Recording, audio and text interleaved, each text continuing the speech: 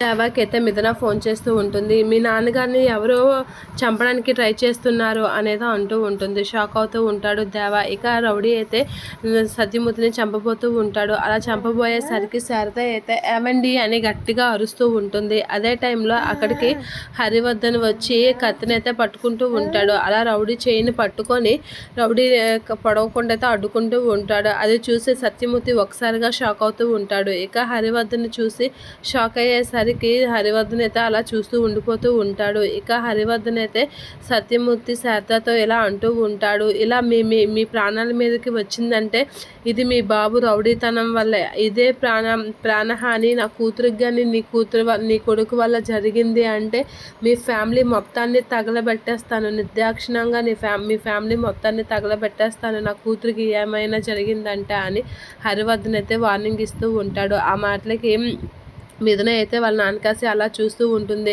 నా కూతురు సేఫ్టీగా ఉన్నంత వరకే, సేఫ్టీ మిస్ అయిందా మీ ఫ్యామిలీని అస్సలు ఉంచను అని చెప్పేసి హరివర్ధన్ వార్నింగ్ ఇచ్చేసరికి సత్యమూర్తి షాక్ అవుతూ ఉంటాడు. ఇక దేవా అయితే నీ మీద అటాక్ చేసిన వాళ్ళని ఉంచను నాన్న, వాళ్ళని ఎలాగైనా వాళ్ళ అంత చూస్తాను, వాళ్ళని చంపేస్తాను అని దేవా అనేసరికి దేవా చెంప చెల్లుమనిపిస్తూ ఉంటాడు.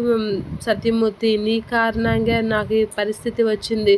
ఆ ఎవడనో నువ్వు నీ రౌడీజం వల్ల నా ప్రాణాలు పోయే పరిస్థితి వచ్చింది. ఇదే పరిస్థితి తర్వాత నా కుటుంబం మొత్తానికి రాదని నమ్మకం ఏంటి అని అంటూ ఉంటాడు.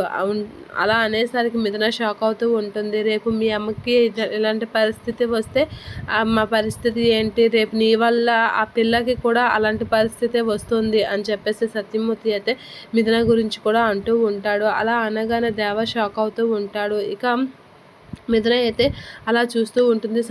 సత్యమూర్తి ఆడిన మాటలకి షాక్ అవుతూ ఉంటుంది. ఇక దేవ అయితే సత్యమూర్తి ఆడిన మాటలకి అలా చూస్తూ ఉండిపోతూ షాక్ అవుతూ ఉంటాడు. మిథున కూడా చూస్తూ ఉండిపోయి బాధపడుతూ ఉంటుంది.